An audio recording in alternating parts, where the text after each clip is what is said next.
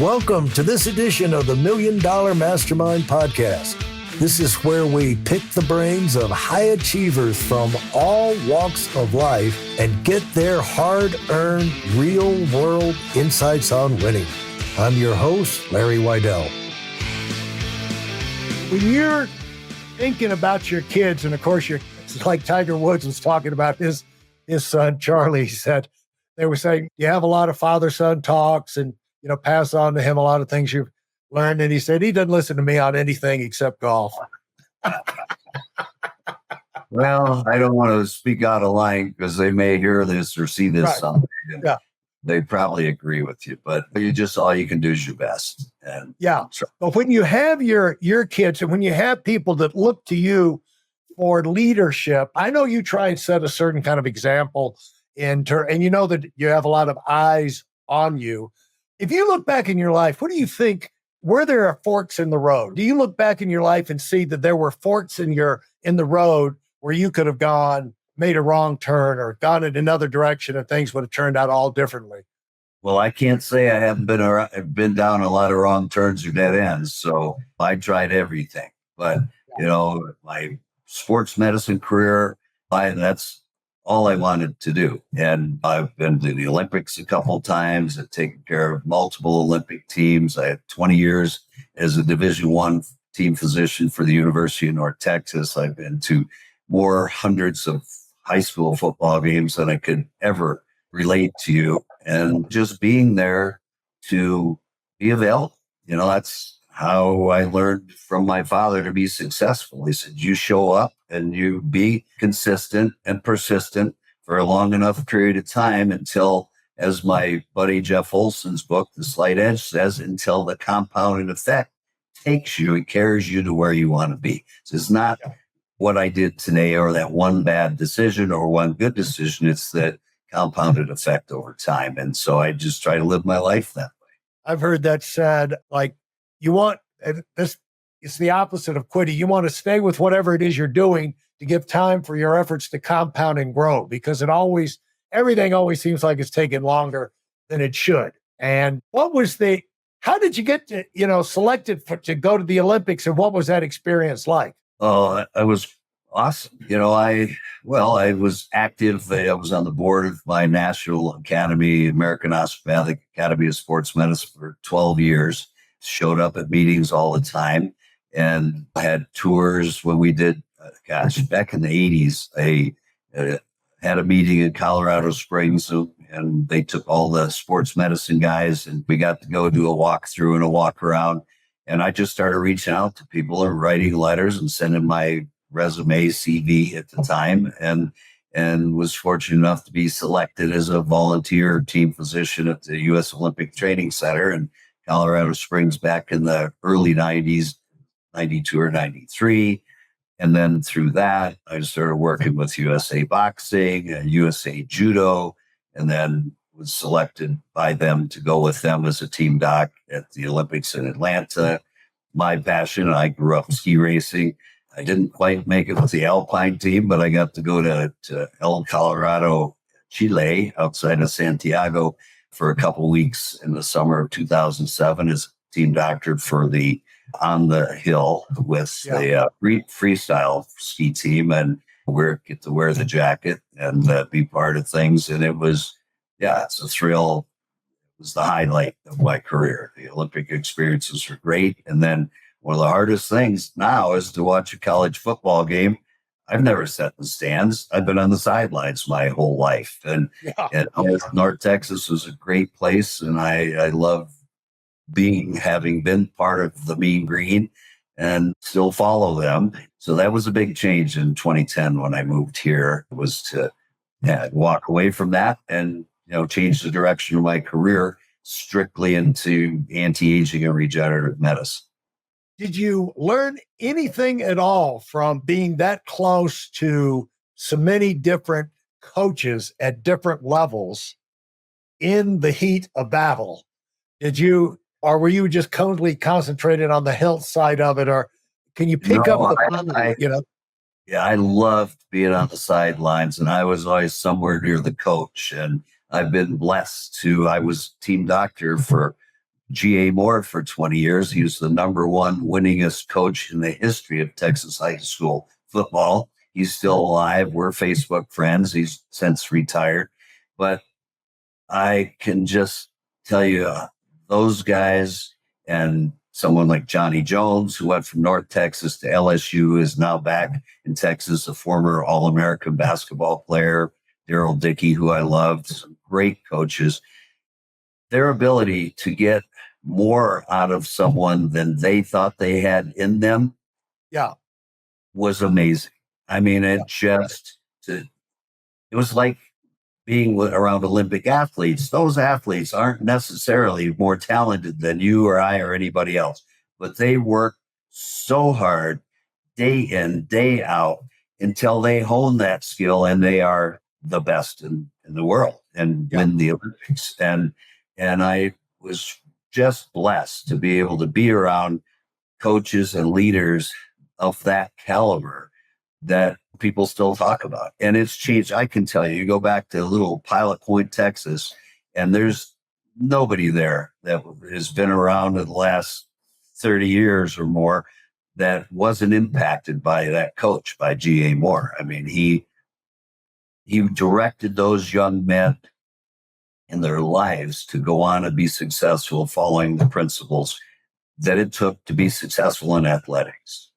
And if you were to describe how they were able to affect that, make that happen, not only get people to get them to stay with the training, do it at that intensity level, and then come to the game and at the moment of truth, be able to deliver again and again, the peak, not peak performance. And that's you use peak performance in your literature, because I know that there's some background behind it. It's not just words you picked out of.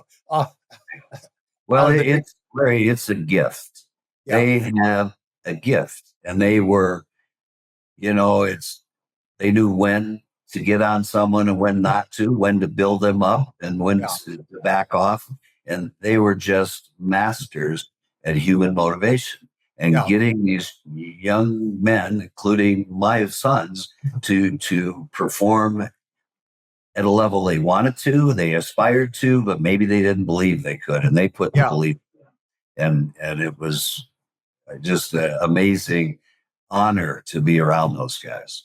And the great thing about achieving greatness in whatever arena of life, and you've had a chance to see it through athletics and medicine and everything, is the fact that it does inspire other people to greatness. Don't you believe? Oh, absolutely. And what's the ripple effect? Those kids, their lives were changed forever, whether they were on the first team or sat the bench some. They were in the environment. They heard it, and they used those tools to go on and create a happy family, to provide for your wife and kids. And there's obviously not just about men. There's tremendous female athletes and people around that were part of that support system for every individual athlete.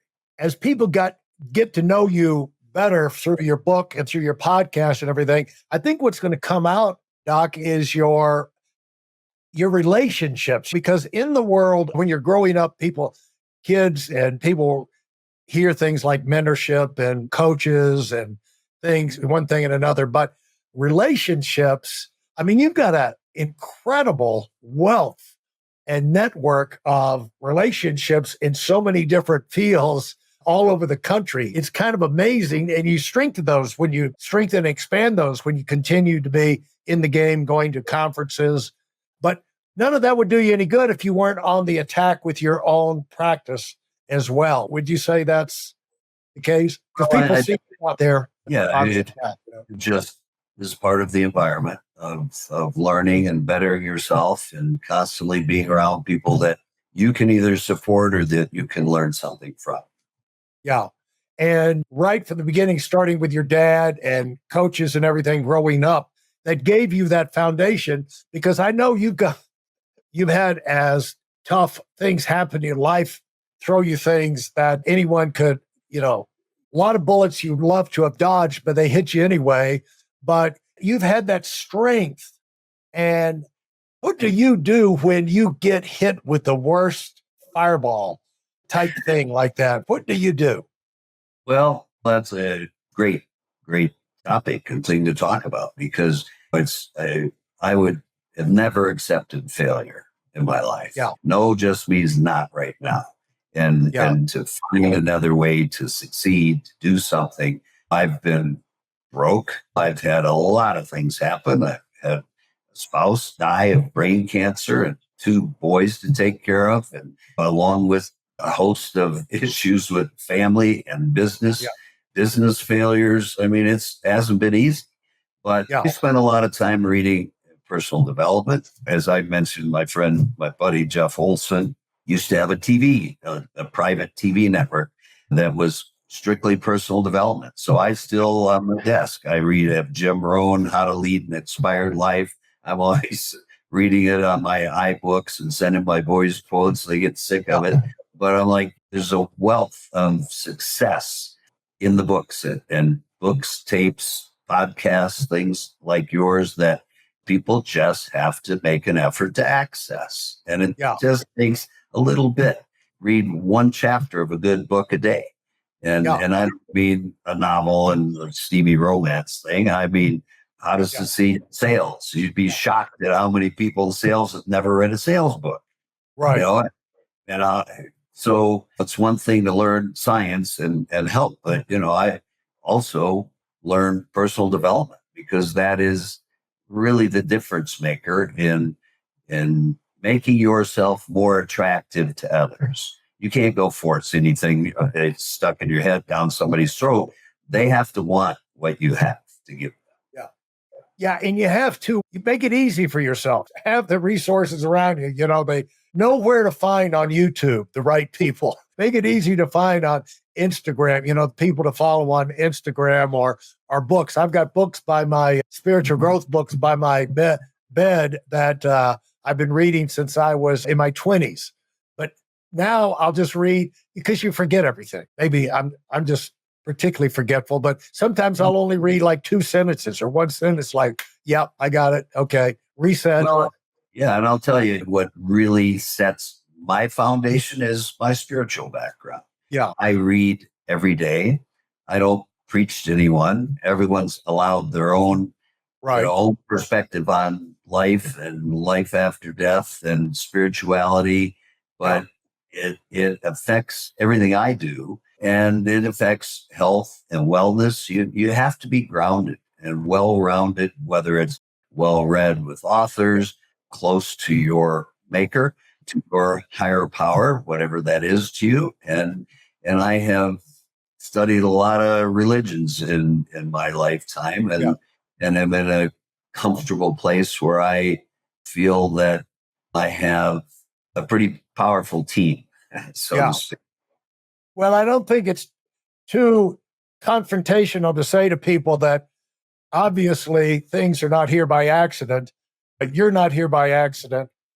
It's not too much to accept the fact that there's a plan behind this and there's a plan for you. And it's not too much to consider the thing that maybe I should get in line with that plan rather than fight it. I'm probably going to have more success if I go along with a program that I was supposed to go with. Maybe the abilities and the interests I have, maybe that has something to do with what I'm supposed to do with my life. That's not too much to challenge people with, I don't think, Julian. I would agree with you. Yeah. Now, as you go, when you think we'll let you go, but when you look at that book, I will tell you that before I started my podcast, I had 20 years of trying to figure out how to do podcasting. 20 friggin' years. I even sent one of my secretaries through a course, a school, sent her away, learn how to do it, get it all. That didn't work either. And so I can relate. But sometimes if you keep it on your mind, there's a reason it's on your mind. And so how do you feel about those 20 something things? I mean, do you feel good about having those blocks of information down on the podcast, having done that now? Oh, yeah, it feels great when you watch yourself for the first time. It's like, that was pretty good. I didn't know because it just comes out. I just start talking, and it's like, wow, that wasn't too bad. You did okay. hey, it feels pretty good. Yeah. It's kind of like sometimes if you're speaking at I've been things where I've spoken somewhere and I've almost said like, that's pretty good. I've never heard myself say that before. Is someone writing this down? Because that's our minds are putting stuff together all the time. So it's interesting when it comes out. And it's great when you have a format for it to come out. And when you looked at that book, you got a little bit emotional about the book. What about the book gets you emotional that you're gonna feel great about having that done? I think, well, one, just a sense of completion. All right. I did something, and I think someone's going to want to read this, learn this, or hear from me in this format. And I sent it to Bill Falloon with Life Extension, and he just wrote the foreword to my book. I don't know if I can talk about it without getting choked up. I mean, I literally cried when I read it. It's short, but it's so concise, and it's so in tune with how I wanted this to come out. And so, yeah, it's just satisfying, but it's just real satisfying to feel like you reached a milestone that's been on your goal list for 40 years. Right. And the thing is that, Julian, we're supposed to do things. We get these ideas, but they're nothing until you put it out there. And you never, when I did the podcast, it's kind of like hunting. We both hunt. Every time I go down, and it's been 20 years since I've been down there. But anyway, go down to South America and try to do some wing shooting. You go out in the morning and say, I hope I just get one bird. I just hope I don't humiliate myself. And then, of course, a few minutes later, you're off to the races. But like you start a podcast, you say, will anybody listen? Will anybody buy the book?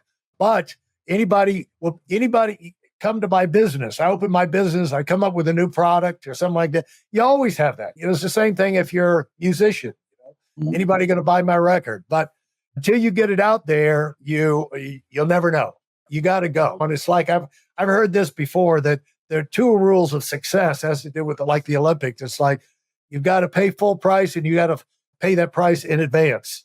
And you want to win the gold medal, you got to be prepared. And so there's no discount on greatness. There's no discount price on it. You got to pay full price. Got to do it in advance. And that's pretty much the way it is all through life if you want to succeed and have a life you could be proud of. And so you're just such a great example of that, continuing to fight. I'm going to give you the last word for everybody listening who stayed with us. And what do you think we ought to send people away with? Well, don't take your health for granted, and there's a lot more than I preached for a long time as a sports medicine physician for diet, exercise, spiritual awakenings, but go get tested. Seek out an expert, because as I say, nobody's immune to the effects of aging. And I don't care if you're 30 or 60. I have dozens of guys in their 30s that haven't felt up to par, that things aren't quite right, that somebody said, you're normal. Well, there's a difference between normal and optimal. And so find someone that can help guide you down that path. Yeah. And if you want to do something great with your life, you're probably going to be asking a lot out of your body, a lot out of your mind, you're going to put yourself through a lot. So you better take care of your tool. That's your first tool. And so great advice. Thanks so much. And wish you the best with the podcast and the book. And I'm sure we'll be coming back together and talking about how all that's turned out down the road. Awesome. Thank you. And enjoy your podcast. Thanks. Thanks so much. All right, buddy. Bye-bye. Thank you for listening to the final part of this episode of the Million Dollar Mastermind podcast. Great ideas don't care who uses them. If you're motivated to move up in a big way, right now, I've created a free training video to remove the mystery on how to set yourself up for big success. This is the information that has changed so many of our lives, and it can have the same impact on you, and the video is completely free. You'll find it at WeidelOnWinning.com. Join us over there, and thanks for being part of our community.